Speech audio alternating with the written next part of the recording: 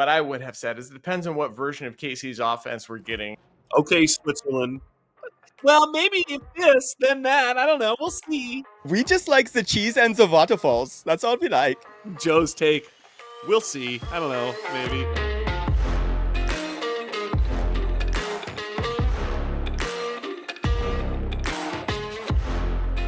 Sights and sounds and edges found. You will now get down with the Underground, the show that goes to the depths of the Dynasty landscape.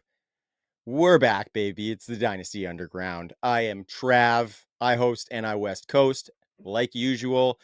And the band is back together tonight. Of course, the wise man, Jax Falcone. What's crack-a-lackin', playa? Happy to be here. Happy to have Joe Quavius back in the house. Absolutely. Back from the napkin folding seminar in Nantucket. He is the aristocrat. Pinkies up, ladies and gentlemen. It's Joe Quavius Kuvatakis. We missed you so much, my man. I gotta say, I missed you guys so much too. I had so much FOMO last week, and just to be clear, it was Monterey, not Nantucket. Sorry, And you guys joked about how I was at some fancy dinner, and I didn't know about that, obviously. But when I listened to the podcast when it dropped, I thought back to when you recorded. I was like, oh shit. They were right. I was at a fancy dinner. Yeah. I had played Spanish Bay that day, and then I was at a fancy dinner. I was like, God damn it. Am I that predictable? Yeah. By the way, I dropped the foie gras reference last week, and Trav goes, I don't know what that is. And ironically, it's duck liver, which is a full circle moment if there ever was one, with the 100 ducks. You mean a Michael Mayer liver? Just saying. Yeah. Oh, Exactly. man. We are off to a hot start. Oh, and we would have it no other way, fellas. Are Of there course, a bunch of French people in Canada? How do you not know what foie gras is? Come on, I don't bro. know. I'm yeah, just not that It's not even cultured. legal in California anymore. We They know that. they made Which it is illegal. stupid. They legalized it again. It was a great year, and then PETA got us again, and it's illegal. So no, I was not eating foie gras, to clarify, just caviar. Yeah, little pate. I like it. there we go. I knew it. I was close. Of course, we are posted up on the Undroppables YouTube channel. Please go check it out and subscribe. We've got some new stuff coming, some new stuff there. Of course, Lance and Chris have been putting out the Gridiron Portfolio series. Just dropped one, I think, yesterday, the day before this will drop. So go check it out. Show them some love by leaving a comment. And we got some new stuff in the works as well. So stay tuned. Keep it dialed. And, of course, follow us on social media at the Undroppables. But, guys, we got the band back together. We're getting back into the rookie discussion. Jax and I did some of it last week, but it didn't feel right without you, Joe. So on this show, kind of the meat and potatoes that we're going to talk about is some of our rookie rankings and why we have them there and what they're shaping up like as far as some of the tiers. But Joe, you wanted to talk about some of this pro day stuff. And considering that is your bread and butter, I would love to kick it over to you so we can talk about some of these numbers we've seen since you were last on the show, my man. Yeah, so just a couple of players in each category, right? At wide receiver, we had Xavier Restrepo, who came in fairly highly touted. People really excited about him at the Senior Bowl. Looked slow, looked stout. Dude comes out, runs a 4.81 40 at his pro day. This is the guy that should not have run. Not this is a guy. Mm-hmm. This is the guy. The guy. that should not have run a 40. Anything under a 4.7 is, or I should say over a 4.7 as a wide receiver is where the red flags start. We really don't care about athleticism that much for wide receivers, but this is where we start to get really concerned. And 4.81 probably means a 4.86. Exactly. We add 0.05. So the only wide receiver I can recall doing worse than this is one fellow UCLA Bruin, Jake Bobo. And, we kind of like Jake Bobo. He's pretty good. Jake Bobo the clown? Yeah, but he's nobody's idea of a starting wide receiver on your fantasy team. You got to be like a start 17 to really be considering Jake Bobo. Yes, that's one. Just you can take Restrepo off your board is my feeling. The other one is Isaiah Bond. Now, this one's kind of interesting He ran a 4.39 at the combine. Everyone was expecting him. He was saying he was going to break the other Xavier's record. Yep. And he ended up running a 4.39 at the combine and ran a 4.34 at his pro day. So when you do the pro day adjustment of 0.05, it's basically a 4.39. I think that's what we've got pretty solidly with Isaiah Bond. So I don't think he raised his stock all that much. I think he is what he is. I kind of like him for the right price, but we're probably taking running backs in that range. So let's move on to the running backs, because this is where I get really excited, especially in 2025. Jaden Blue, our favorite mock drafters' favorite running back. Chad from Texas. Chad from Texas. He really improved his 40 time at his pro day. He ran a 4.38 at the combine, and he ran a 4.25 at his pro day. Whew. So even when we adjust, give him a 4.3, that takes him from a 106 speed score, which for a player at 196 pounds is pretty darn good. That's fine. Like, we'll accept that. That takes him from a 106 to a 114. And once you get over 110, that's, you're starting to get into like the Breece Hall territory of explosiveness. And we like that. So Jaden Blue, actually, I don't know, Chad might have been onto something. I'm kind Things of are more looking interested up in for Jaden Chad. Blue, right? They really are. They really are. I heard you guys talk about how much I loved Samson last week, even though on the previous episode I had already said I no longer want to talk to Samson. Like, Jaden Blue hit the time we wanted Samson to hit, right? So not that I'm putting him over Samson, but we're going to get into this later. I really dropped Samson down my ranks, and Jaden Blue is a player I have marked that I need to probably move up the ranks. Most importantly, guys, the 40 time we waited all season for, or all off season for. Our man, Cam Scadaboo, finally ran a 40. He skipped the Senior Bowl so he could practice his 40. He didn't run it at the combine. He left us wondering. He teased us with this awesome burst score of 128. And at 219 pounds, this man ran a 4.57 to a 4.6, depending on who you're listening to. So let's just take the worst case scenario of 4.6 and add 0.05 to that and give him a 4.65 for his 40. That puts him at a 93.7 speed score. That's pretty darn good for a 219-pound player, right? As long as he's over 90 at that weight, we're happy, especially with his 128 burst score. There's a strong case. We're going to talk about this in a little bit too, but there's a strong case to be made to move Mr. Scadabo up the ranking. So I'm pretty juiced. Ooh. At tight end, the only guys I really cared about were Gunnar Helm, who got injured at the combine and ran an abysmal 40, and Mason Taylor. So Gunnar Helm at his pro day, he sadly only did positional drills, said he was still injured. So, we didn't get to see his actual 40 time, which basically means he's relegated to like 4th round or later in your rookie drafts, even in tight end premium. I just think we can't really believe, or I should say we can believe in him, which I do, but we can't trust his athleticism. So now he's just a dart throw. But Mason Taylor ran a 4.65. And when you take his pro day adjusted numbers, that puts him at a RAS score of 8.88. That gets him in the happy zone. That's kind of like where we like to see it. If over 8.5 RAS is like this is a top 3 round rookie pick. So Mason Taylor is now firmly in my top 5, might even be top 4. I need to think about it a little bit more. No shocker, he's a Hall of Famer son, but I think like the tight end position has kind of clarified itself through the pro days. And I think we've got a clear top 5 and then some dart throws after that are pretty interesting as well. So that's your pro day roundup, the players we care about. Your thoughts? Jax, fire away, buddy. Lots to unpack.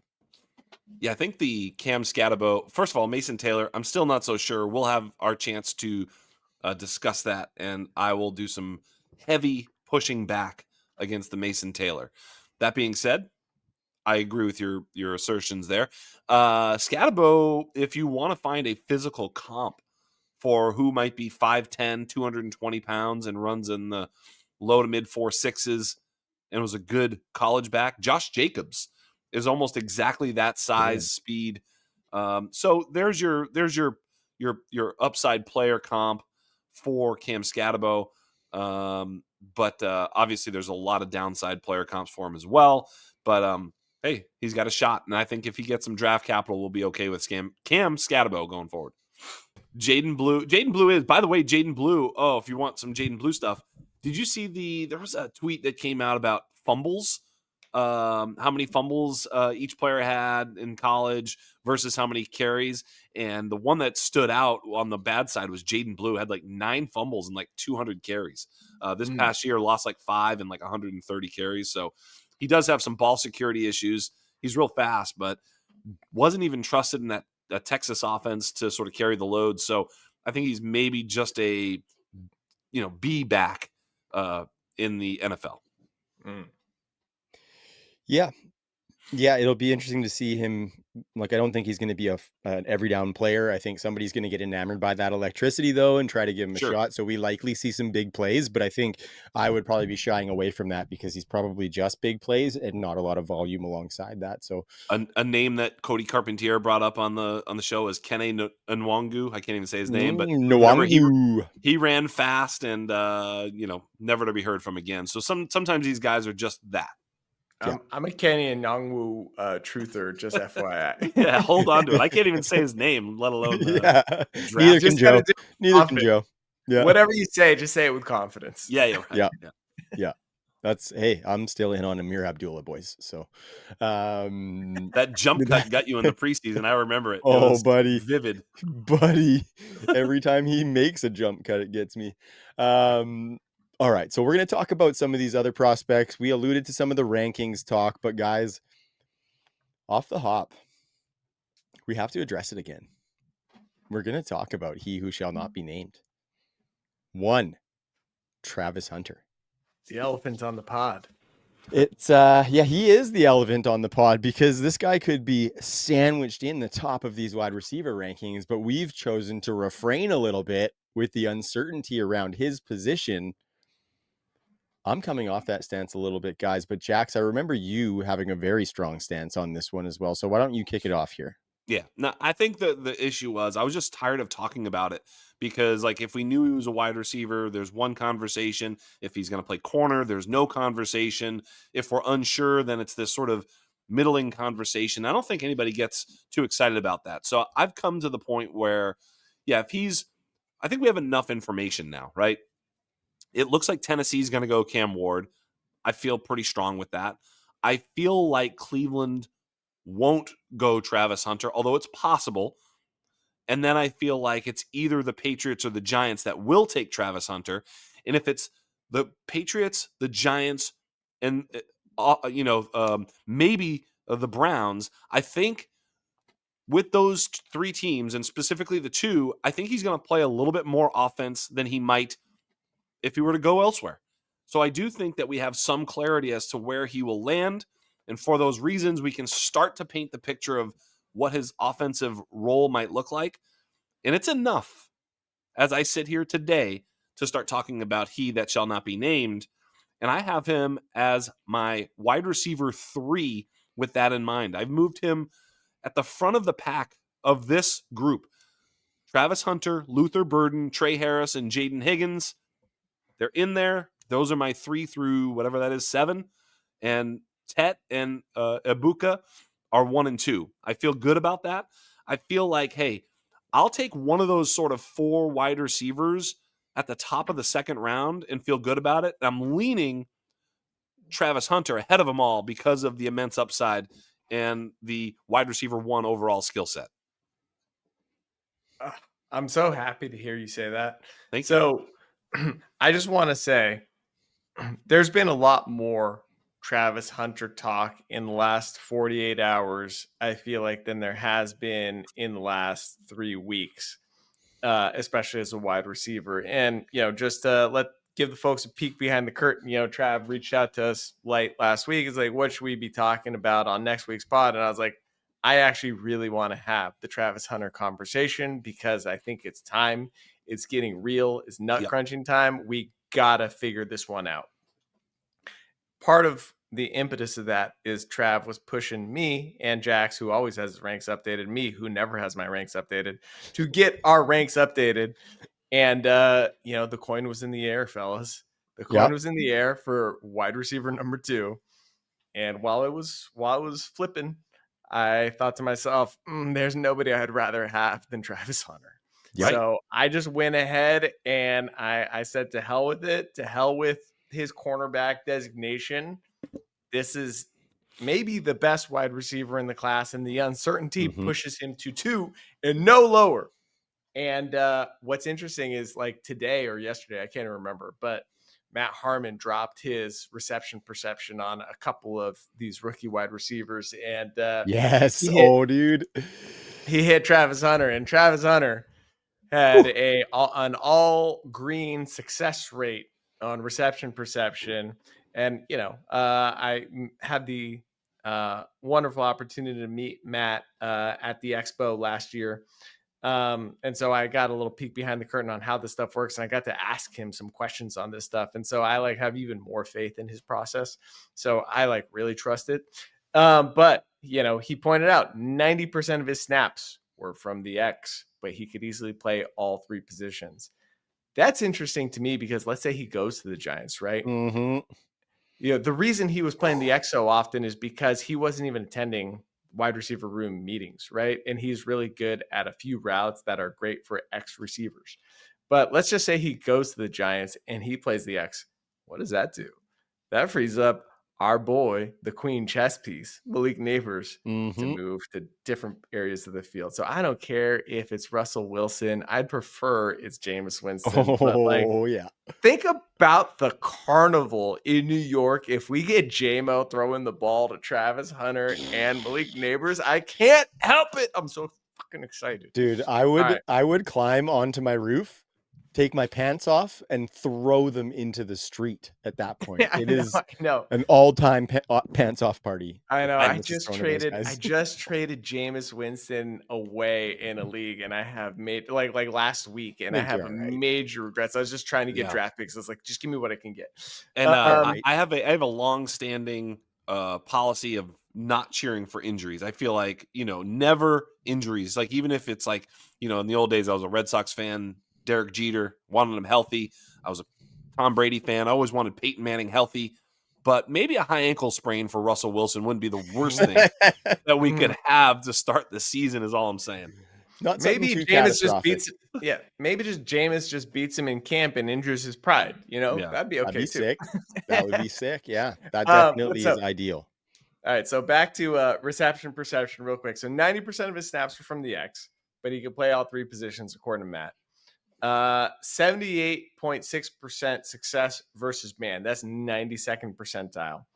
87.9% success versus zone. That's 97th percentile. And 84.4% success rate versus press. That is also 97th percentile.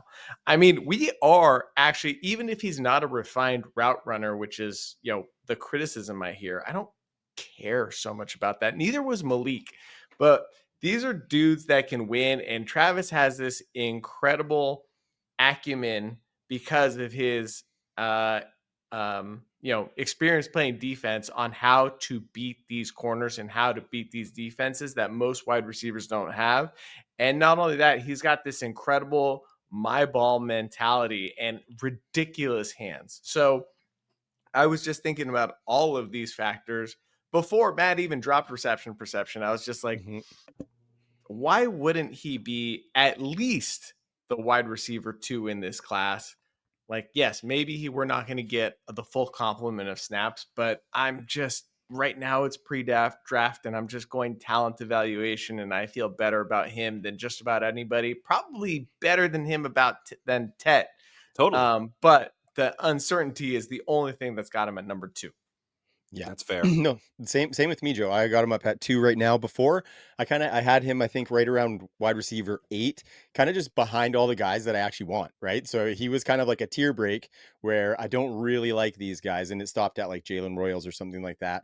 But I've been leaning the last couple of days around him playing more wide receiver as well, and it kind of comes back to questions we ask ourselves in rookie drafts when we're thinking about trading back. Would you rather have a game-breaking wide receiver and have to maybe use some doubles on the odd guy with a safety over top on your defense?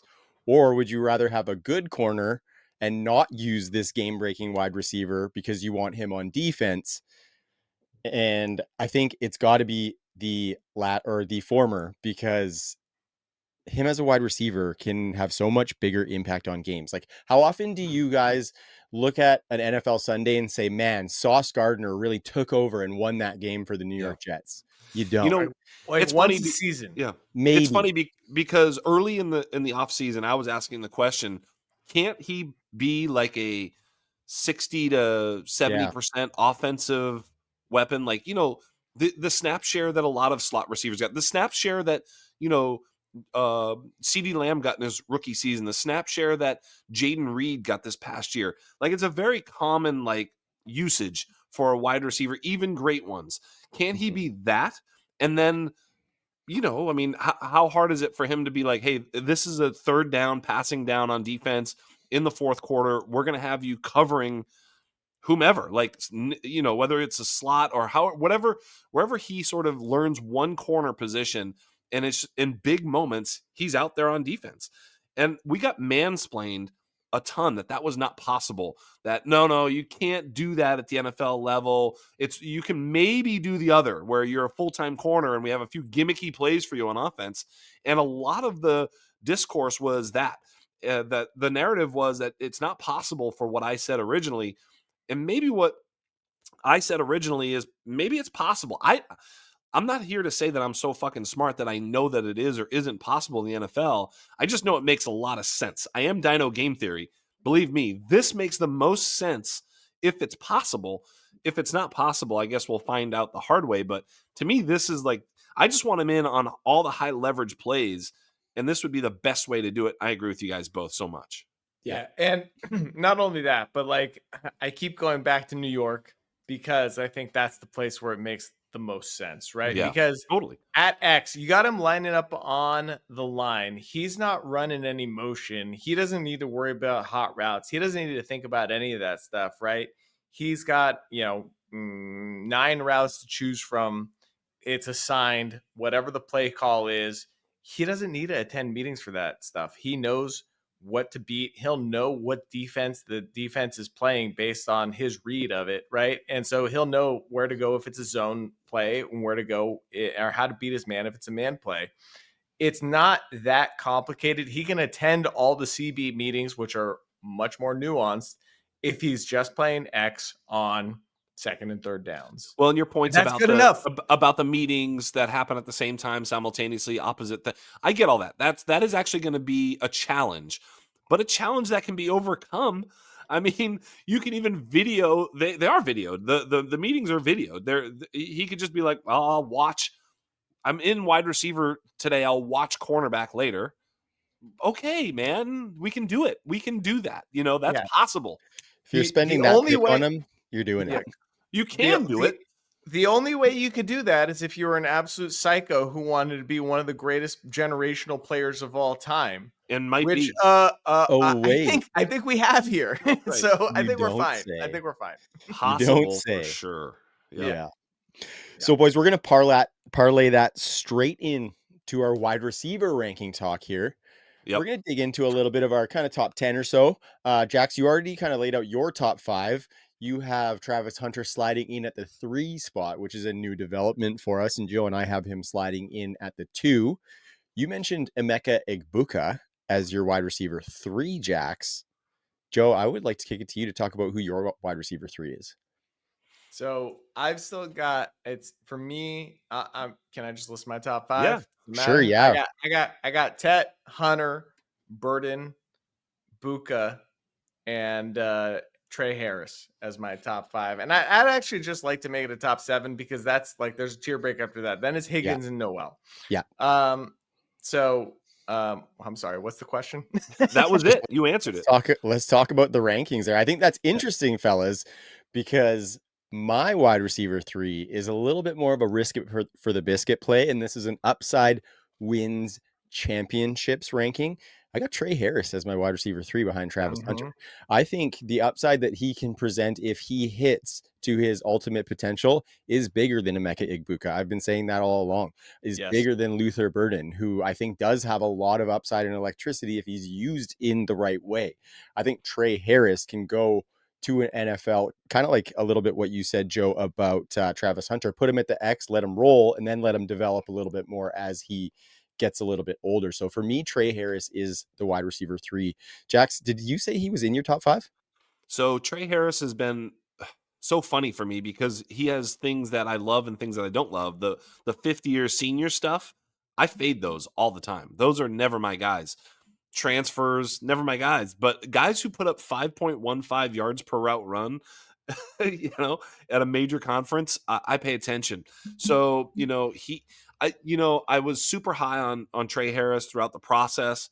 And then I watched the film, and Joe, you can speak to this a little bit, but when I watched the film, we were talking about how it's like it's either a hitch or a go. And I listened to Josh Norris and Hayden Winks just released their Trey Harris pod today, I think. I listened to it today, and they made me feel so much better about everything that I felt about Trey Harris because I've been feeling this upside play, this really, big time player by the numbers I put on the film. I'm like, ooh, he makes big plays down the field, but it's a lot of the same stuff. And I didn't watch all of the film. In other words, I didn't watch every snap. And then they said the same thing, and it made me start to understand why I have some trepidation. But then they said they dug deeper because there was so much hitch and go in his repertoire that they wanted to see what he did on all the intermediate stuff and digs and ins and outs and all the other stuff that you're going to have to run at the NFL level.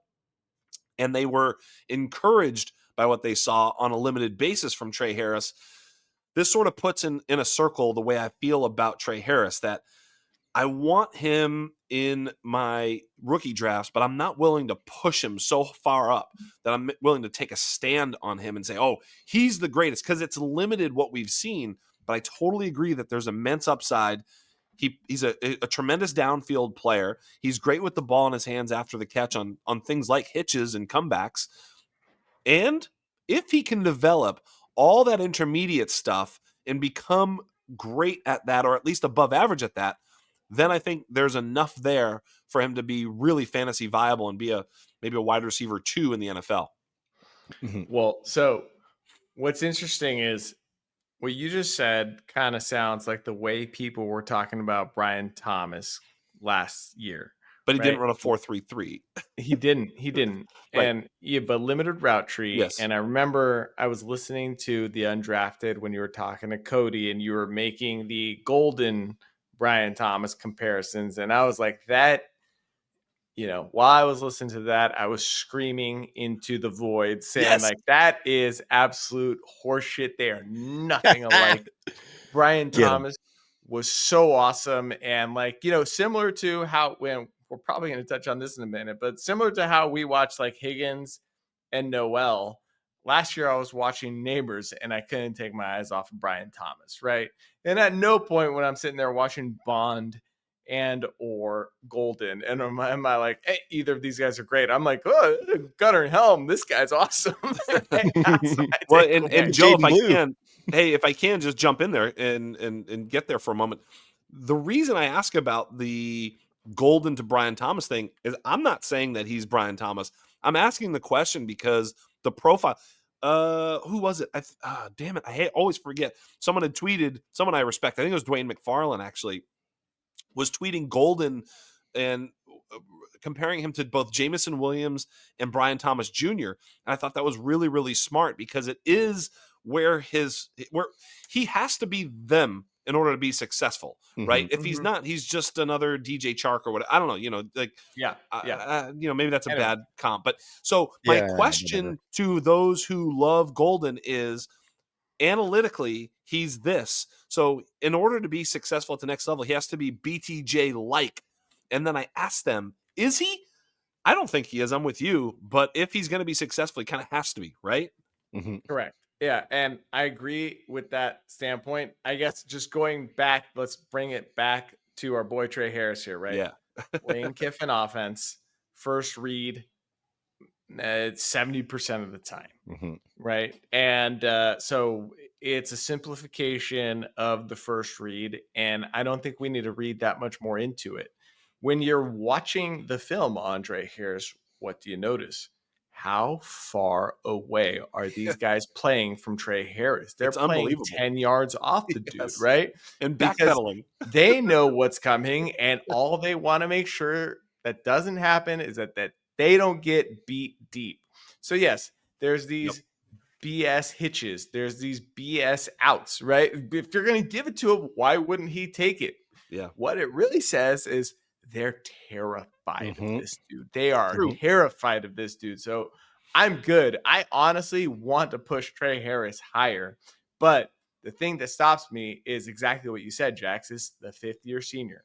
So you go back and you look at his Louisiana Tech, which hit film, which I have actually done before he was at Ole Miss. He transferred from Louisiana Tech, and what you see is like the same dude, right? He was still getting 2.5, 3 yards per route run on not the 5 yards per route run he got in the 8-game sample this season, which is the most absurd number we've ever seen. But there's something to that, and it was still really good. So like 5th-year breakouts are a concern. He was not a 5th-year breakout. No, he's not a He 5th-year was a breakout. fifth Right. year. He was a 5th-year senior. Correct. Right. He transferred. He was dope. Hey, he's been over 2.2 yards per route run every year he's been in college. So you're right on the money.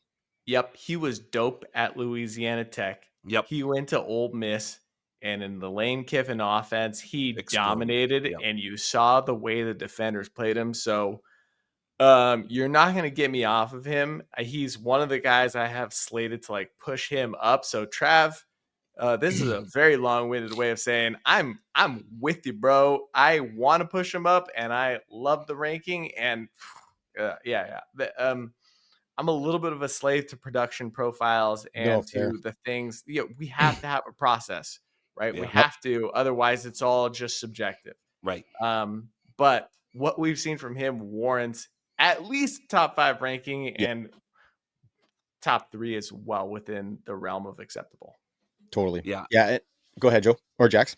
No, I think that's it. I mean, I'm ready to talk about the next guy who I think is going to be my Luther Burden situation has been the thing that's been going back and forth, man. I am having a super hard time with Luther Burden, because when we talk about Luther Burden, after his sophomore season, it was like, oh, the wide receiver 1 from 2025 class. Like, that's who he was. Like, we're looking ahead to the Luther Burden class, and it's not like he failed in his most recent season. It's more that because the team was awful and he was still good on a per play basis. Everything's fine.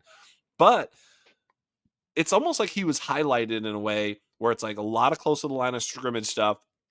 We got Felix Sharp on the undrafted. He started talking to him about him and started making Laviska Shenault and Rondale Moore comments. And I was like, wait, what?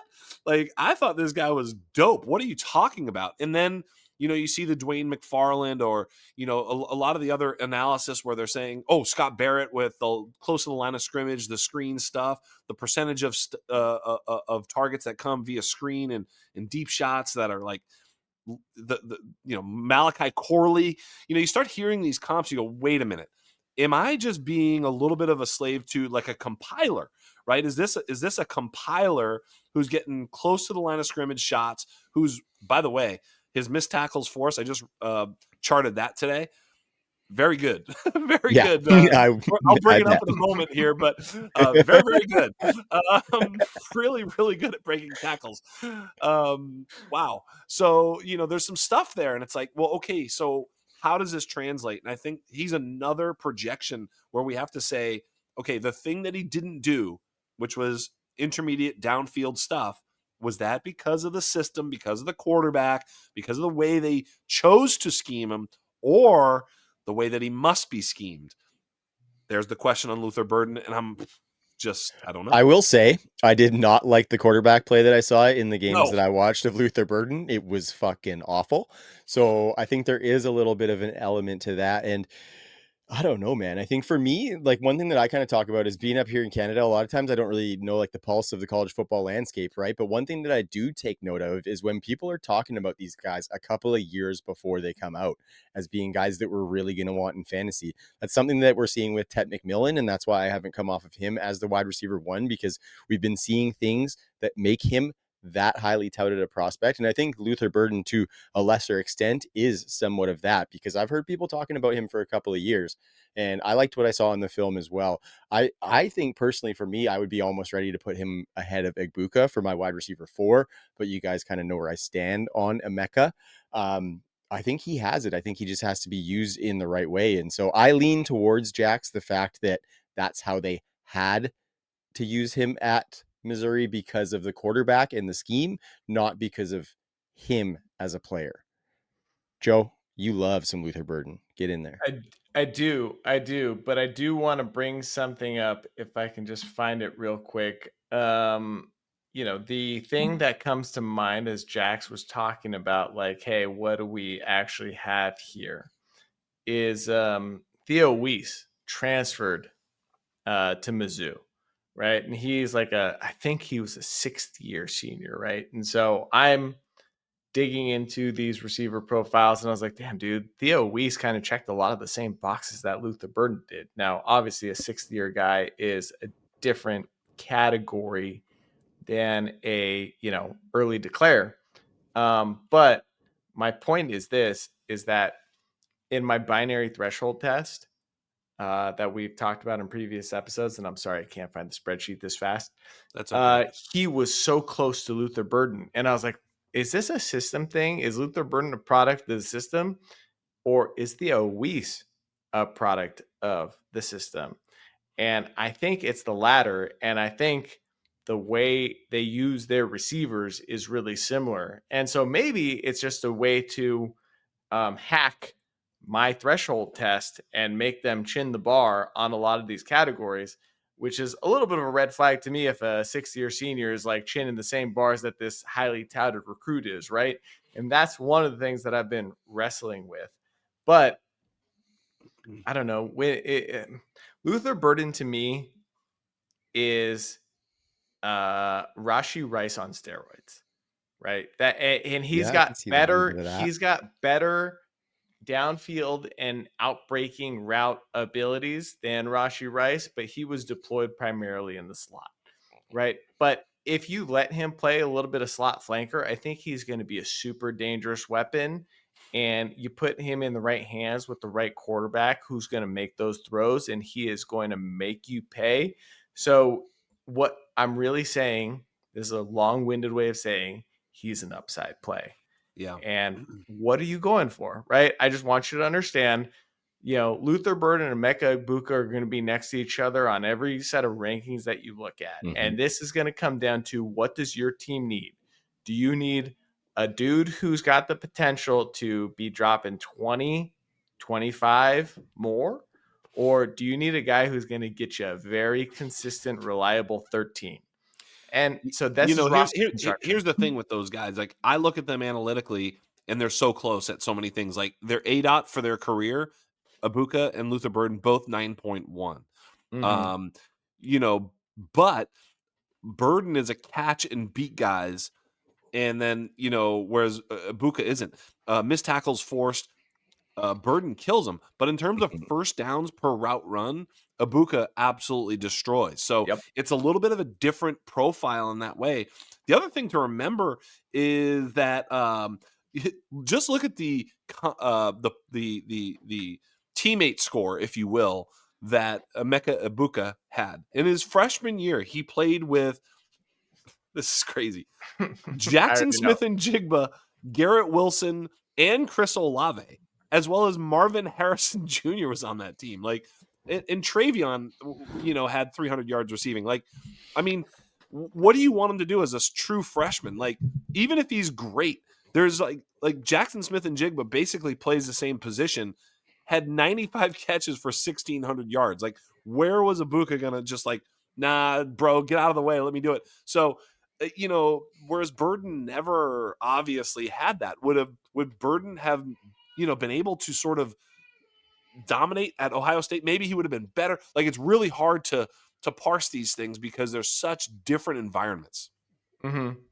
Yeah, I think the overwhelming thing that I look at with Egbuka is this: you name the teammate scores, Marvin Harrison, Garrett Wilson, And Olave, Jeremiah Smith, right? right. And so what did that do? That always relegated him to a secondary or tertiary role in the offense, and he always produced in those secondary and tertiary roles. But on a per route run basis, earned targets even among them. You got to Yes. mention that, right? Yes. No, 100%. He earned targets. And so I think he's like an awesome Robin.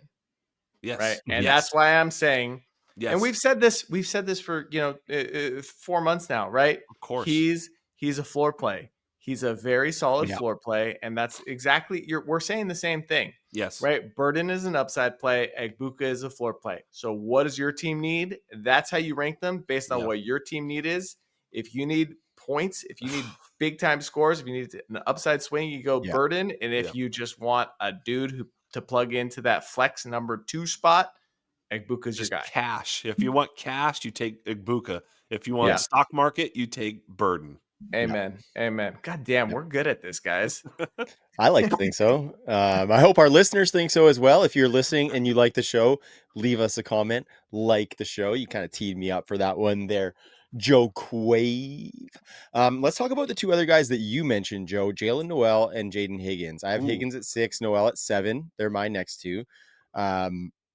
And I think it's a really interesting because I could flip-flop these guys easily. I could even think about putting them up a little bit considering my feelings towards Egbuka, but I'm not going to be clouded thinking about the projected draft capital. How do you view Higgins and Noel as NFL prospects? And just remind me of your rankings. Start us off, Jax. I have Higgins and Noel at 6 and 7 too. Yeah. I think we all have the same 7, which is Tet, Ibuka, Hunter, Burden, Harris, Higgins, Noel in some sort of order. Yep. Yes? Yes. So, I think it's really just, pick your flavor, and I could really interchange them. It's funny, we do have the same 7. By the way, that's a little bit of groupthink. I got to call us out for that because right now there's people listening going, dude, how the fuck can you guys have a top 7 and I have Matthew Golden in there? You know, and I've been trying to challenge. Yeah, right? Besh. Yeah. Probably Bond too. Yeah. Yeah. People love Bond. By the way, my ranking of Bond is hilarious. He's mine too. My next wide receiver 8, Jalen Royals. Me too. So I've got A-Mainer. I got more Royals at 9. Damn it. I've got Royals, then Golden. And I was trying to move Golden up because I'm like, listen, I want to move Golden up. He's going to get draft capital. Yeah. Where do I put him? Like the film community loves him. Who did I just see waxing poetic? Is like, Todd McShay. Todd McShay. Everybody's going to love this kid. The NFL's loving him. And then I started to try to tell myself the story as to why his analytical profile is the way it is. And I was just trying to make excuses for him, right? I was trying to do it myself. Like, just find the win for him. But, right now I've got him at wide receiver 9. I think that's fair. I think he's in with Higgins, Noel, Royals. I think that's fair. Yeah. Same here. I just can't put him wide receiver 1. Just feels irresponsible. Like, if you're telling me that I'm going to take a bet on Matthew Golden over a bet on Travis Hunter, get the fuck out of here. Yeah. Yep. Yeah. I think if Travis Hunter plays 50% wide receiver snaps, I'm probably still going Travis Hunter. Yes. I think. Go ahead, Joe. Oh, I was going to say the Noel Higgins thing is interesting to me because I have Higgins at 6 and Noel at 7, but I have my own little code on my spreadsheet where it's color coded, right? And I have Noel as a guy who slotted to move up the ranks. It's like I have to move him up. Noel. Yeah. I'm sorry, I keep going back and Both forth. those But guys, move them both up. They're both good. yeah. But so I think where I'm gonna land, I haven't formally done this yet, but I'm just digesting it. I know what our model says, and it likes Higgins better. Yes. Um, But that doesn't mean everything. It doesn't mean Mhm. everything. It doesn't mean everything, and I'm trying not to be a slave to it. Yep. Jax, I can't think of how many times we've brought it up. You've talked about it on Undrafted or other programs you've been on where we, both just couldn't keep our eyes off of Noel when we were trying to watch Higgins tape, right? Yep. And I think I want to put Noel higher Of course. than Higgins. And I think that's where I'm landing. And I'm I like going it. to say to hell with the model. It's not like they're the Whoa, same tier. We're saying, easy now. we're saying, Whoa. well, hey, I'm sorry. That's actually I'm the just right. talking No, about that's the for right some reason. idea. You're good. No, I'm- it's Yeah. true. You have to say to hell with the model because you have to use it as maybe a big point of emphasis, but not the only one. You really Yeah, have it's to a guide. think about it. Yeah, It's a It's a guide. guide. It's a guide, right? We're in a tier. We're in a Yep. tier, and they're both staying in the same tier. But I think Noel, there's a case even to move him above Trey Harris, if I'm being honest. Of But course. I'm not doing it. I'm definitely can not see doing that. it. But I think I'm ready to move him above Higgins. And honestly, if I'm doing anything, I think I might be moving a Mecca down to the bottom of the tier and moving, Higgins and Noel and Harris above Egbuka just for the I'm in. upside case, right? Okay, Yeah. I think I've got something to Chad say just here. smiling and nodding. I've got something to say here. I think that we Okay. can all agree that if you were to be just putting all of these profiles in to last year's profiles, these would all be guys that would be outside of Lad McConkey and Xavier Yes. Worthy. No You'd doubt. be right. So No you'd doubt. be like right behind the Xavier Worthy, BTJ area. And we'd be saying, so these aren't, it's not like these are, I guess what I'm saying is, yes, it's easier to move them up here, but I think we still have to understand that it's a lower tier.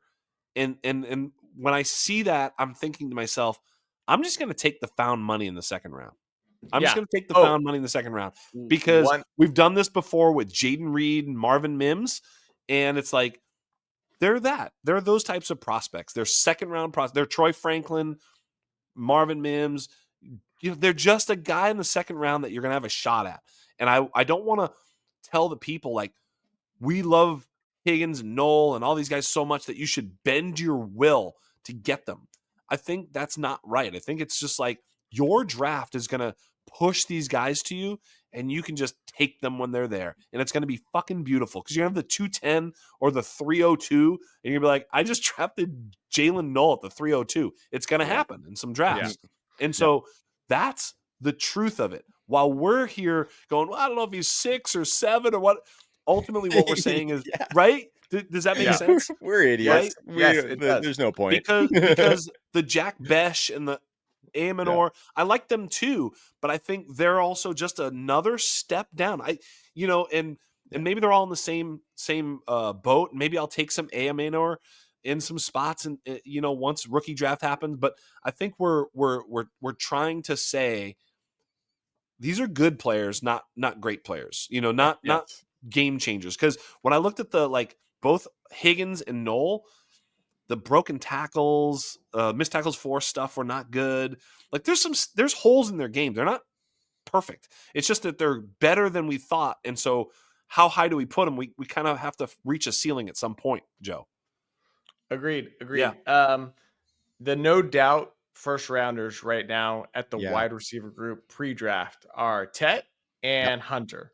Yep. And I think And that's Golden. it until Pretty close. Wait, I'm sorry. Pretty I'm sorry. close. The no doubt first rounders in For your rookie rookie draft that Okay. we're recommending Yeah. are Tet and Hunter. After we have real life draft capital, there are going to be more and less. Golden's And yes, going in the first round of the NFL draft. I know. It's like I one think of the that's fine greatest for us, gifts though. that's ever been given to us. Exactly. He's a exactly. gift. You hope he goes in your first round. That is just And you're behind that. dynamite. You're throwing Because it I would onto one take of those mid-tier Matthew- teams. I would take Matthew Golden where I'm advising to take, Noel. It's like, sure, late second, boom. What a wide receiver to take.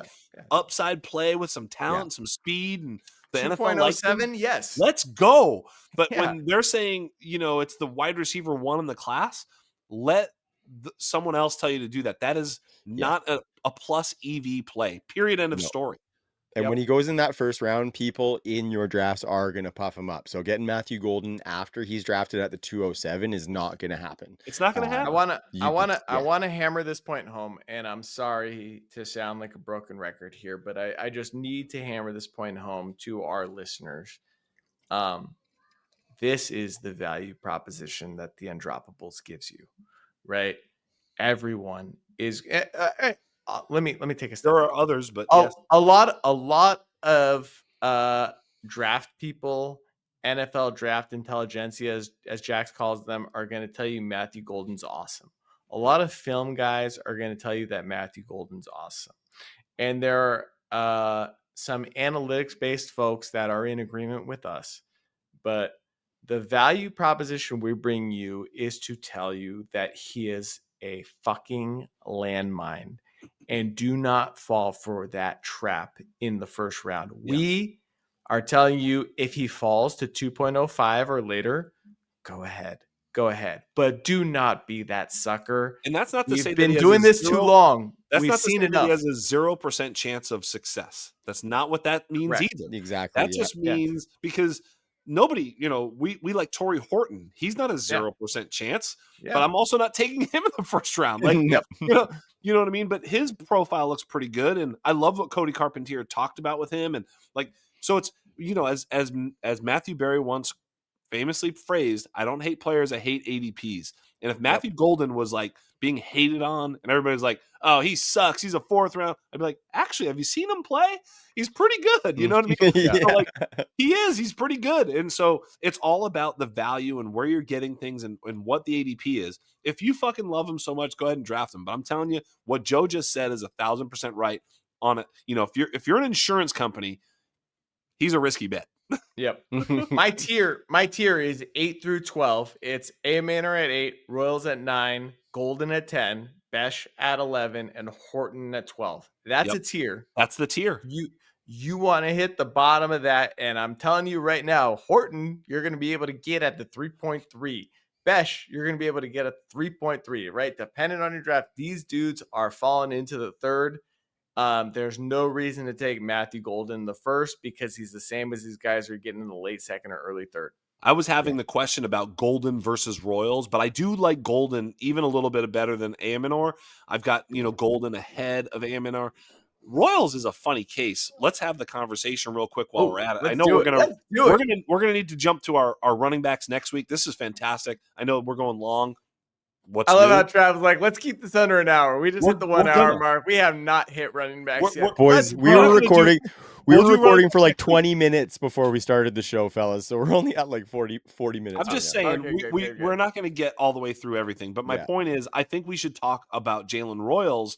Yeah. Because here's another player that, when you talked about Rashee Rice, this is when I see Jalen Royals, and I'm like, this is kind of like a Rashee Rice player. He's closer to the line of scrimmage, but he's a dog, man. He's a tough son of a bitch. And if he gets draft cap, and I'll frame it this way. I'll ask this question. I'll get out of the way. Let you guys talk. But once Jalen Noel gets drafted at pick 40 by someone who really needs a slot receiver, and Trey Harris gets picked at pick 72 behind T. Higgins or whatever, all of this stuff is going to change when we see some of these landing spots. But I'm just saying, Royals, if he can find his way into a spot where we can imagine him on the field, I get excited about Royals, is all I'm going to say. The drop is so steep after him, depending on who you have behind him. That tier that you mentioned, Joe, is a fairly steep drop behind him for me. I actually also would throw a Ty Felton in that tier afterwards, but I think Royals is like up in that Noel Higgins area. It just really depends on that draft capital where he goes, but you're totally right. He's the next guy. And then as I look at my rankings, Jax, there's not a ton of slot guys in that area, like Restrepo. Nope. Tez Johnson might get a little bit of name buzz from the school he went to and whatnot, but you're not finding many slot wide receivers there. And Jalen Royals has some of the electricity and the dogness, like you mentioned, Jax, to be one of those guys. I like him at his size. I like the way he plays for the size that he is. Targets per route run career 0.23, yards per route run 2.24, yak per route run 6.81, PPR second. point per game 16.4. That's a real good number. Missed Lower level of comp, but yes. Missed tackles forced per route run 26.4. bingo. Yards per team pass attempt 2.69. That's good. First downs per route run at 9.45, over 8%, which we like to see. EPA per play 1.36. That's not an elite number, but it's a fine number. Again, my threshold test is looking for red flags, right? There are none on Royals' profile.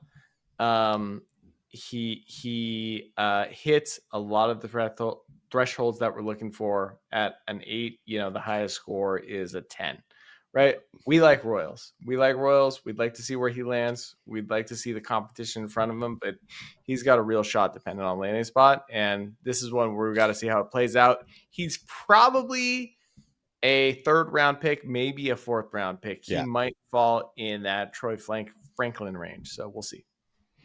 Yeah, 100%. Why don't we talk a couple more deep names on the wide receivers, boys? Maybe we'll save these running backs until next week just to give them their just due, right? Yep. Because we've been going on these wide receivers and it's good conversation, but I think the running backs are what we're most excited about. And we want to give them some space for us to talk about it without having to cut the piss off too early, fellas. Okay. If we're going to do that, I need a promise from both of you to our listeners right now. Commit to it right now. Okay. My whole thing is we've beat the top 5 running backs to death. Yes. And what I wanted to do was talk about 6 through 10 and why. Yeah, totally. What I've noticed is that my running backs it's not a 6 through 10 conversation. It's a 6 through 15 conversation. Yes. So next week we're going 6 through 15 and why. Yeah. And then after that, maybe we can finish the day with tight ends today, and then sure. And then we're just going to go deep on running backs because this is a historic class. I agree with you on the running backs. We can have some conversation there because I've been listening to different people. I've got some takes that have been changing as well. To echo your sentiments on Royals, when you sort of put him in the cooker and compare him to Rashee Rice, it is pretty close. Royals is, his ADOT for his career about 12, which is in that sweet spot that you point out. His missed tackles forced very high. You'd mentioned the 26.4, whatever. That's career. Yeah, correct. His final season was 30%, basically. Just to put that in perspective, that's Tet McMillan, Luther Burden. That's it. Those are the only guys worth talking about that are above that. That's it. Yeah. No, you don't have to sell me. And, the career numbers don't tell the whole story, especially about the progression. And you clearly see it on a guy like Royals. Again, lesser competition, but yes. I'm very in. And his senior season got cut short as well due to a foot injury. So we didn't even get to see the best of the best season. So I'm pretty darn bullish.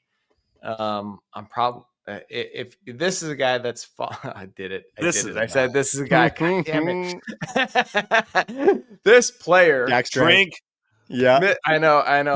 Royals is falling to the 3rd round. Anybody listening to this show, anytime someone says this is a guy, you got to drink. This is this is a guy drinking game. I like that. Sure. I like that. Damn it, Jax. I was also thinking, because we've been talking about the whole Canada thing lately, I was thinking that we should almost do one where every time I say sorry, people sorry. Sorry. Oh gosh, sorry there. Sorry. My favorite 3rd round wide receiver is probably Royals, and my favorite 5th round wide receiver is probably Riccardo Blanco. But we'll say Riccardo Riba. Yes, UFC was just in Mexico City, Joe. Everyone is feeling festive on Riccardo Blanco right now. Yes, sir. Riccardo I Blanco. like it. FT I dubs. like it. Yeah, Can we he's talk about dope. Tory Horton? Wait, Yeah, real talk quick. about People are, him. I people wanna are gonna kinda be Go ahead, googling. Joe. Go ahead, Joe. People are gonna be googling Riccardo Blanco. Yes. We're talking about Ricky White. Just so we're clear, we like this UNLV guy named Ricky White. All right. No, well, they've been listening to the Let's go to No, Horton. they Dynasty under. know. They They know. If know they're who new It to else. the might be their show, first time. It might be Yeah, their first fair time. enough. Well, Riccardo welcome. You Blanco. like either top way, 10. let them Google that shit. They'll be like, "Who the fuck is Riccardo Blanco, man?" Hey, he's good. He's a good player. He is, yeah. Draft him. Yeah, I got him in my top 15. Interesting. Yep. Yeah, so maybe a Hold little on. spice. You might be higher than me. Hold on, let me see. Where do I have him? I think I have him right there, Trav. We're close, but I Yeah. have him at. I got him at 18. You out Riccardo I Blanco'd me, you got him at son of a bitch. 15. I think it's because I think, to be honest with you, it's not necessarily a true belief in Riccardo Blanco. I also got like Ty Felton up there. Ja'Cory Brooks is flirting with that because I like him. A lot of it is just because I hate some of these other guys. I'm Oh, going to I talk thought it about was because I'm going to talk Yeah, about my rankings real quick and let you guys tell me what you think. So we talked about the top. You know, I've got Tet, Emeka, Travis Hunter, Luther Burden, Trey Harris, Jaden Higgins, Jalen Noel. That's a top 7. I've got Jalen Royals at 8, and then I've got that little group of outside X's that I really like. Golden, who unfortunately will never get, Ayamanor, and Besh. That's 11. After that, I have Tory Horton and Tez Johnson as these sort of players that are tantalizing for various reasons. Obviously, Tory Horton and Tez Johnson totally different. And then after that, that's 13. Now you've got a bunch of names, and I don't know who I want there. And that's where it's Ty Felton, Savion Williams. It was Restrepo, Isaiah Bond. You can certainly start talking about him. Nick Nash is a guy. This is a guy. Kyle Williams has been a little bit exciting for me. Riccardo Blanco.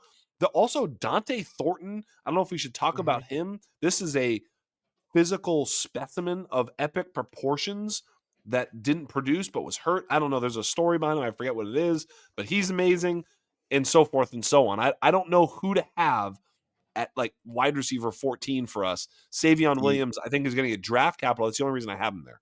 See, that's what I'm kind of thinking. I think it's probably going to be the guys who get draft capital that we don't Yes. like. So we're probably going to be picking a running back, right, guys? Because if we look Correct. at the guys who we have talked about as having draft capital, we're looking at Restrepo, Savion Williams, maybe Tez Johnson, right? These are guys who have a lot of red flags. And so in that area, we're probably going to take them because they're getting a little bit of a shot. But what I'm saying is we're probably just taking a running back or maybe even one of these tight ends instead. Yeah. Well, I think by the time we get to this portion of the wide receiver class, all the running backs we're interested in, like the top 15 running backs, are Yes. gone. Yeah. So, Jax, you just listed a lot of the same names that I have in the same range, save for Tez Johnson, who I've pushed all the way down to 26. I'm sorry, at 156 pounds, I'm not taking you seriously. But at I'm 12, gonna push back against that, man. Look, this is okay, this let's is a go. guy. Yeah, because here's the thing. This is the guy. Drink. This is a guy. Drink. Sorry. You guys drink while I Out. talk. Tez Johnson, the lowest ADOT in the class, the lowest weight in the class. 7.1 ADOT is ridiculous. His final season was 5.9 ADOT, but he did break tackles and he did have tremendous yak. Like, I mean, he is getting the ball and then making plays, so he's missing tackles. He earned targets. Okay, so look, if we're gonna say that he's nothing, that's ridiculous to me. You know, he's something. I just, to push him way far down is hard for me to totally do. I just need to keep a sort of a candle lit for him. Yeah. I mean, he's I the don't know, only I guy guess that's getting drafted in that group, right? He's the only You guy that just we can say described- is probably getting drafted. he might You not just though. I mean, he might be you a fifth just- or maybe. sixth round pick. Yeah. You just described Tutu Atwell without the downfield Without receiving speed. ability, Yeah, right? without the Yeah. speed. Yeah, I know. I'm not. I was literally saying this is basically Tutu Atwell without the speed. Can I interest you in this? No. Exactly. I know. So I know. anyways, I all know. right. So bad. We'll save the Okay. Tez I Johnson lost. talk for when he gets drafted. Yeah, you win because I think I'd rather have a lot of other guys. You're probably Yeah. right. All right. Mhm. So we have the same top 11 ending with Bash at 11, right? So I got Horton. Yeah. I've got Kyron Lacey in there just as a placeholder. He may or may not get drafted due to his legal stuff. I got Ty Felton, Kyle Williams. I also am intrigued by him. Yeah. Yeah. Dante Thornton's at 16. I've got Isaiah Bond at 17, and that's going to be controversial. Almost everyone you, is though. going to have him in the top 12. Riccardo Blanco, the third, at 18. Savion at 19. Restrepo at 20, and I've slated him to move down my ranks. I know it. And let's see. Yeah, I don't know. I That's don't about think we it. have to go further than that. I No, don't think that, we have to go we further don't than have to go any farther. I'm just wondering. Okay, so let's have the Tory Horton conversation then. Yes, that's the conversation I actually want to have. So I actually had Tory Horton and Dante Thornton on my Campus to Canton League. So I actually had a little in-season appreciation of both of these players, even though Horton got hurt. And like I can tell you for this, after he got hurt, my season was pretty much over. Yeah, you were bummed because he was killing. Yeah, he was. So I'm very intrigued. If I'm not mistaken, he was a transfer, right? Go ahead. Go. Yeah, he started out at Nevada, then he transferred to Colorado State. But he had pretty good seasons at Nevada. He was by his second year, his sophomore year in Nevada, he was hitting our 12.5 PPR points per game, which is like the threshold we want to see. 9.3 ADOT, which is not as high as we'd like to see. Yards per out run and targets per out run were a little bit less, but as soon as he got to Colorado State, he started hitting thresholds on both of those as well. So probably misused, went to Colorado State, started getting used correctly, and put up a pretty interesting profile. He's got a Trey Harris light profile, right? That fifth-year senior that transferred but was truly dominant in his senior and fifth-year senior season, but wasn't bad before that, was pretty good before that. So, yeah, and he battled injuries, etc.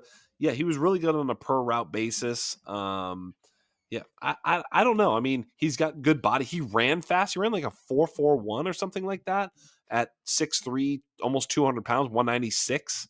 So, yeah. I mean, I guess he was a special teams guy too. Returned punts in 3 straight seasons. Like, yes, you know what I mean. So there's like, there's stuff there. There's just stuff that he does. That's the component that's underrated, is the special teams component. So this dude's going to find his way onto the field, but really, what are we doing? We're at wide receiver 12, right? And what are we talking about? Yeah, a special teams player. Yeah, I think that kind of tells you what you need to know about this class, right? Yeah. Like after Besh, maybe there's a case to be made for Bond, and maybe Riccardo Blanco finds his way into a lineup. Riccardo Blanco. Really, everything is going to be, after the top 2 or 3. I mean, honestly, like 4 or 5, whatever you want to call it. Yeah. Draft capital is going to play a major role, because for me, it's like Jalen Noel, if he goes in the top 40, is a different prospect than if he goes in the top 80. You know what I mean? Yeah, for sure. He just is. Like, that's just the way it goes. Like, that's just the way it goes, man. A top 40 drafted player with his profile is really good. A top 100 player drafted player with his profile is fine. Yeah. So draft capital will sort of tell the story on these profiles, and it's what happens in our model too. By the way, it's exactly what happens. Thornton has a superpower as well, right? So he's got that blazing speed, right? And that's kind of what we're talking about, is once we get to this area of the class, do you have a superpower, special teams, blazing speed, something like that, that's going to get you on the field, right? We're in the Rashid Shaheed territory. Yes. Like, can you get on the field with your special teams ability to prove that you can be a wide receiver? Yeah. That's a great point. Perfect. Yep. Let's do tight end. And before we do tight end, for anybody who wants to see our full sets of rankings, please go check out our Discord, which is now free, as well as our Patreon, patreon.com/theundroppables, because very shortly, I believe the end of this week, I will be dropping our pre-draft rankings for the patrons, but I think I'll do a sneak peek at the top 12s for the entire Discord. And then after the draft is when the real meat and potatoes comes, and you get the post-draft rankings. So you can see how what draft, or Jax was just talking about, that draft capital has impacted how we have these guys within our rankings. So go check it out. It's a lot of fun. There's a lot of other benefits with the Patreon as well. So please go sign up. We really appreciate that support. And without any more of that, we can move into some of these tight ends, guys. So I'm going to give you guys first my top 5 tight ends. And then, Joe, I'm going to kick to you to jump off of that with any differences, any spicy takes. If you want to shit on my take at all, feel free. But if we're looking at my tight ends, I am still in Camp Colston Loveland with him at tight end 1. I think with him, there's a lot to him that we haven't seen. And I think the right situation can unlock that in the NFL. Maybe another upside play as well, thinking that he can be one of those ultimate upside tight ends who still does play in line and does some blocking. Tyler Warren is at number 2. I think for me, the thing is just that we saw a history of not producing, and then we saw that big year at Penn State, which was a generational season. But I just really like the upside of Loveland over Warren, but it's very close for those guys. Arroyo is at my tight end 3. Terrence Ferguson, after a great combine, is at tight end 4, and Harold Fannin is still residing as my tight end 5, with that candle still being well lit. How does that stack up compared to your top 5, Joe? Our top 4 are exactly the same after Pro Day. Well, actually, this is before Pro Day. I had Mason Taylor ahead of Harold Fannin. Okay. At post Pro Day, that's more firmly entrenched. And like I was talking about off the top, I think I don't know how much further I can move Mason Taylor up, but I've got him slotted as a guy I should probably be moving up. 6 and 7 is Fannin and Gadsden. 8 is Helm, out of my undying love for how much he helped my Campus to Canton League. And, after that, I'd say it no longer matters. Whatever.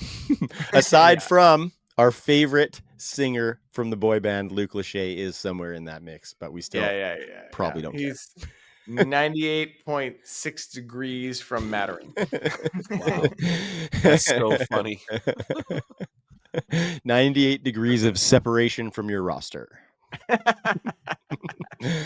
Jax, how do those stack up to your top 5?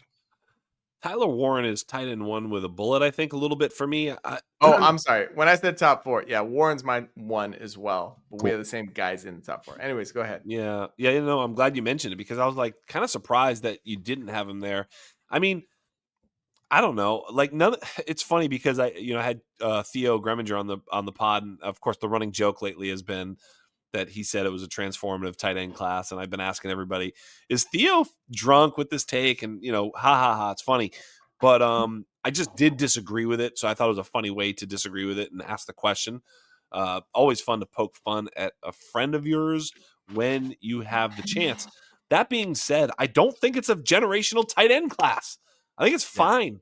I don't even like it that much. Like, the more I look at it, the more I'm like, whatever, man. Like, maybe some of these guys are going to be good, but I don't really see generational tight end prospects.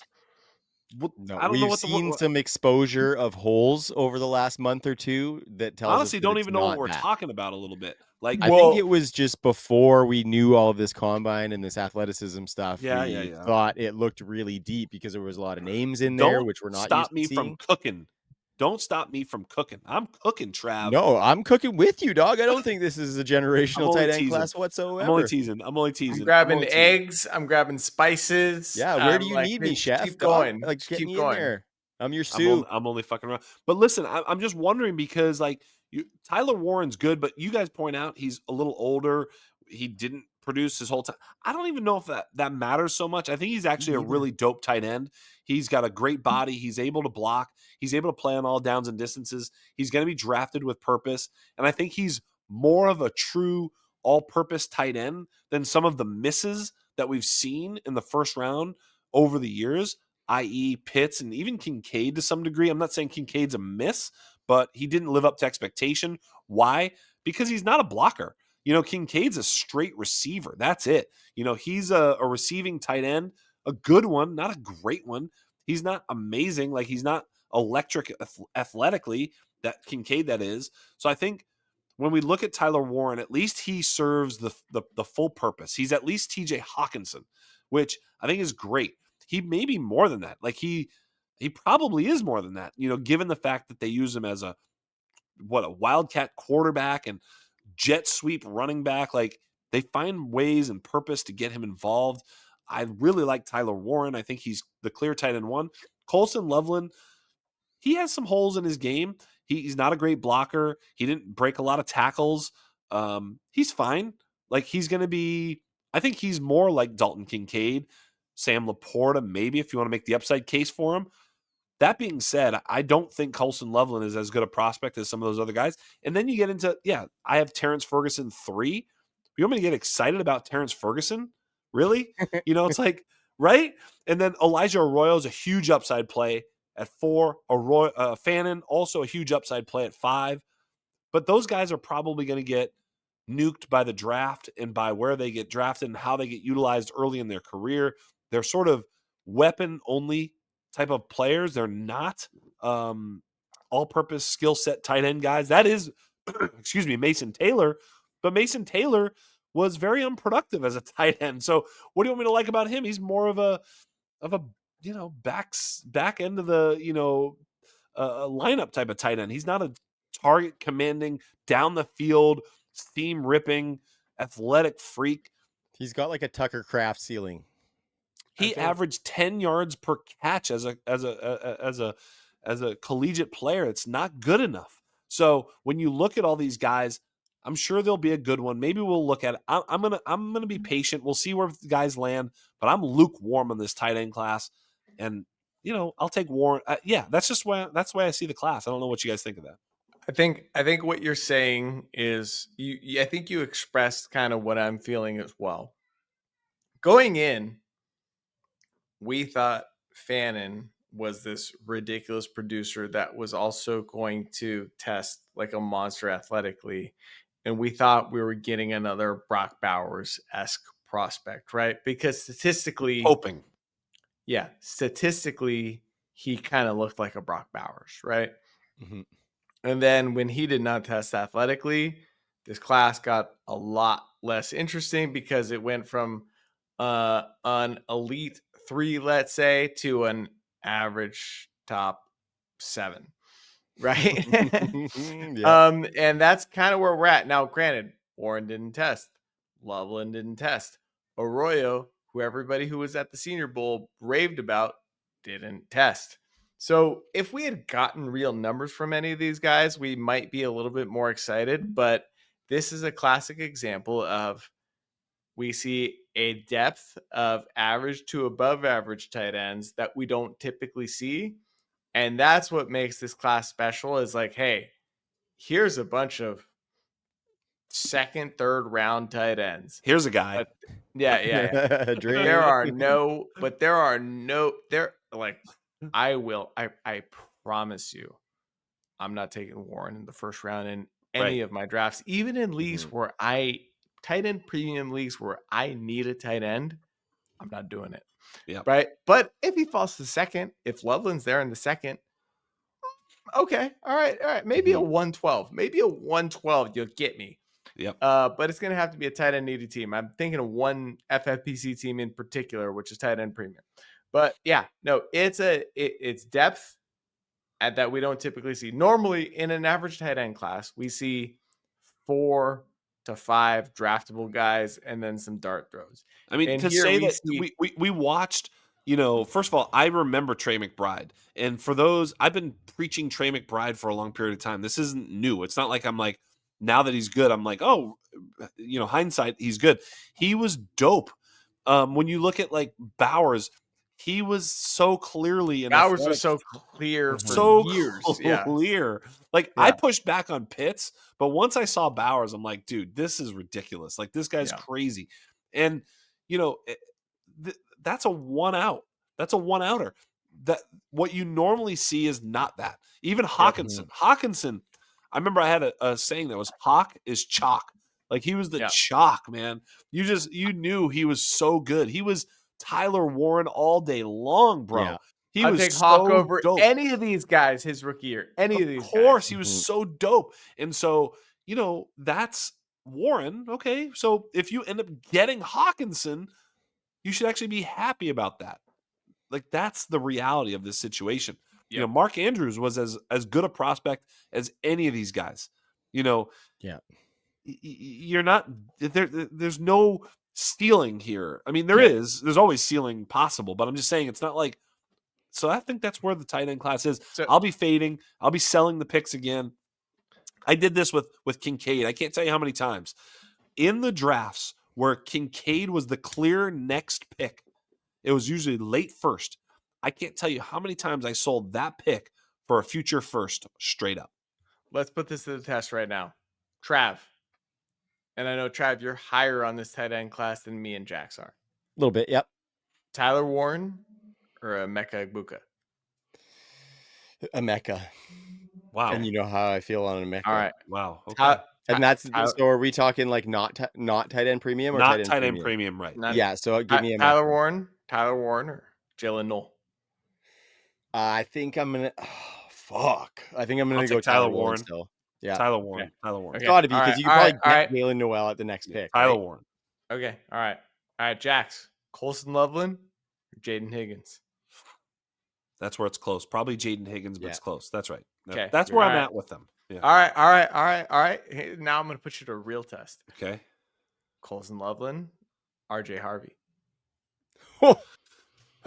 Okay. So let's finish this conversation. Look at him. Look at him. Because here's the thing. Here it is. You asshole. Look at him. You're an asshole. That's what that is. RJ Harvey, asshole. But listen, fuck you. There it is. Hate you Me all. too. Me too. Just to be clear, The I'd take problem RJ is Harvey that over the him. problem is very simple, and this is the problem. RJ Harvey could get drafted in the 4th round, Mm-hmm. and he's for like 25 the years Jets old. or something. Like, and you're like, Yeah. what? Yeah. Colson What Loveland's are we going in the first. doing here?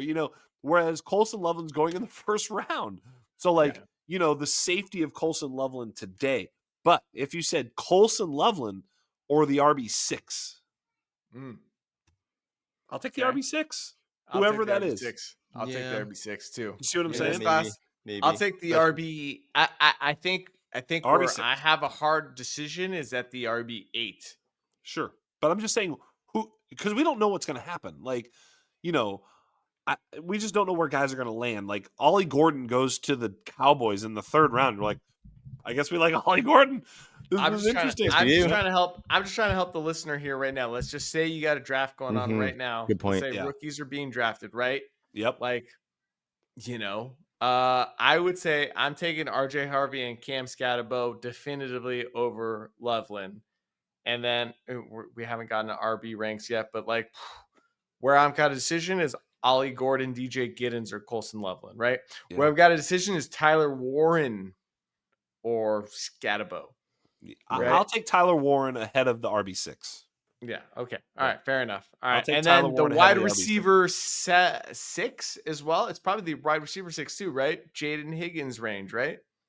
Generally speaking, because I'm down in the wide receiver class, I'm okay leaning Tyler Warren absolutely above almost any wide receiver in the situation where you need to. Just Tyler Warren's going to be drafted with the top 12, top 10. Yep. It's really good. I do think you have Hawkinson. It's like Hawkinson or, some, wide receiver 2-3. It's like, okay, you can make the case that you need Hawkinson. So here's where I'm going. It's a super flex draft. The three quarterbacks are going in the 1st round, right? Mhm. And then you got 6 running backs and you got 6 wide receivers where you're on the border, which basically what we're saying is real value of Warren and Loveland is early 2nd round picks. Yeah. Right? Don't be that dude that takes them in the 1st round and thinks you solved tight end. I have Just them at the 1-2 turn. Right now I have them at 11-12.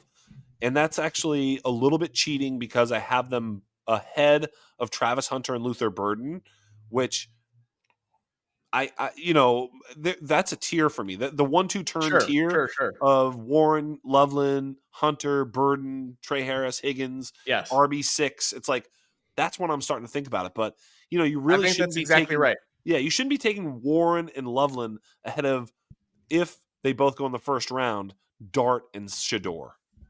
Agreed. Yeah. Agreed. Yeah. So I think like we've talked about Warren and Loveland as Yep. like mid first round picks, and I think they're late first round picks, early second round picks. And I'm in agreement with Trav in the sense that I think it's really close between those two, but Yes. I'm in agreement with Jackson that I have Warren ahead of Loveland.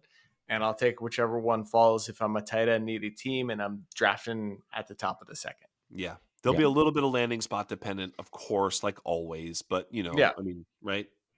And I think for either, like even for the top couple of guys, not only Arroyo and Ferguson or whatever, even for Warren, even for Loveland, don't be surprised if it's like a David and Njoku career arc where they don't do a ton for the first couple of seasons and then they come on. So you might have to take a little bit of lumps with any of these guys. That's how it works at the tight end position, unless you're a Brock Bowers type prospect. Which is another reason to fade him. Yeah. Yep. Bingo, I mean, yeah. And when dudes start taking in can't the sit middle of the first 20 round, years.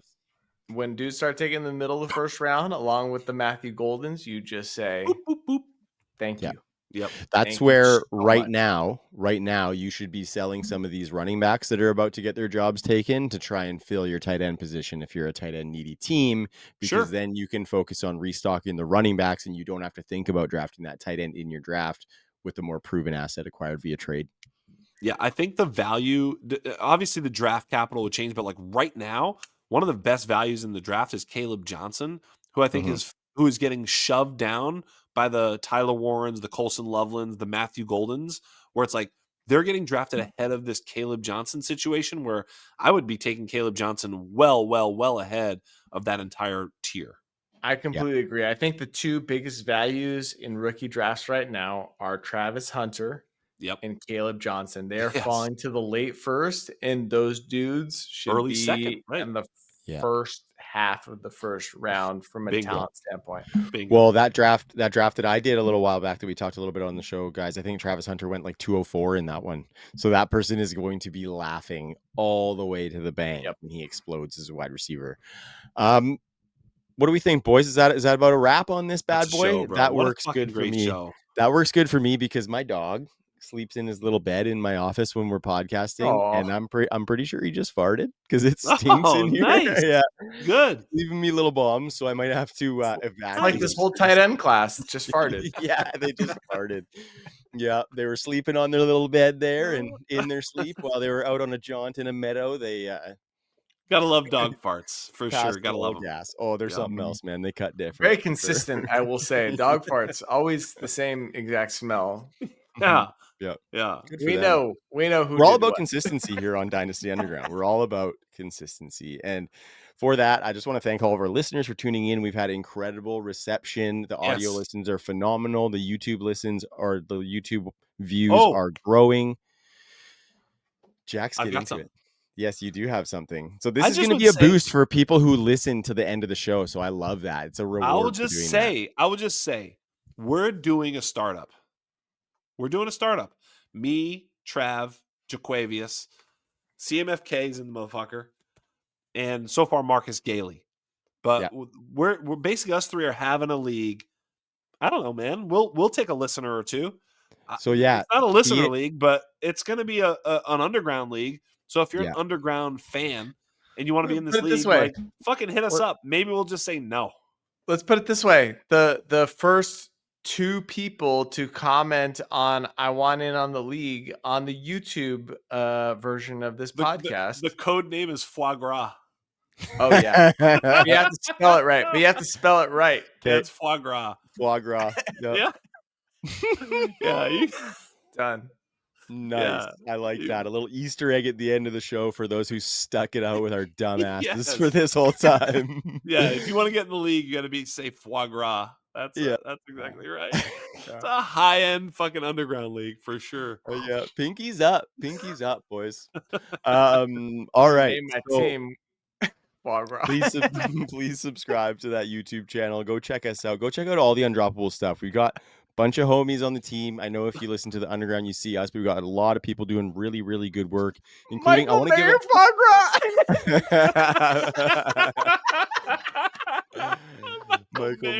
foie gras. Wow. It fucking can't be made up. You can't make this shit up. You cannot. All right, so 4 Jacks. 4 1, Joe Quavius Kuvatakis. I am Trav. Always having a good time here. Hope you did too. Peace.